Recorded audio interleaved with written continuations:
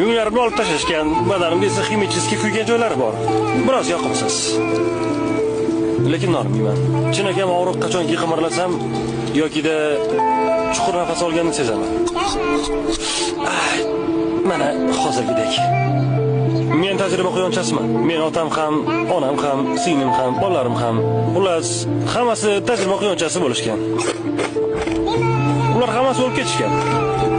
Men ham qismatim shu. Biz shu uchun dunyoga kelganmiz. Quyonlar uchun bu sharafli ish.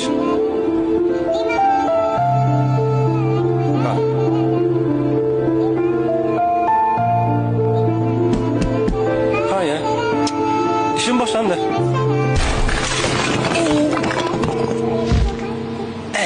Juda ham qo'rqinchli. Lekin men shunchaki ishimni qilyapman. Voy, Ralf. Qayerda bir chevashchi guruhlar? Ha, ularmi? Ketimdan yurishibdi va qanaqadir hujjatli film olishdi. Ularni iltimos qil, bizni qutqarishsin. Qutqarsin, bu yerni olib ketsin. Men shuni eshitdim. Okey. Menga qarang. Bu joyni kesib tashlab bo'ladi-ku.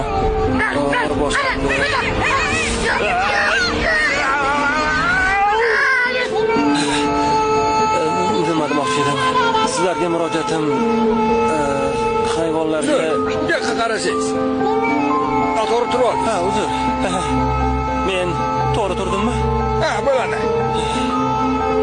Xullas, nima demoqchi edim?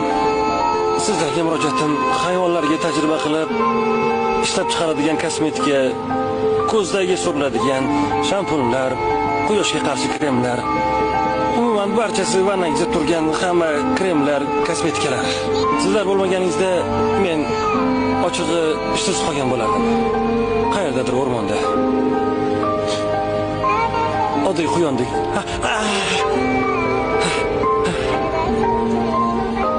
Hammasi zo'r. Sizning chiroyingiz uchun hayvonlar ozor chekishi yoki qurbon bo'lishini bilarmidingiz?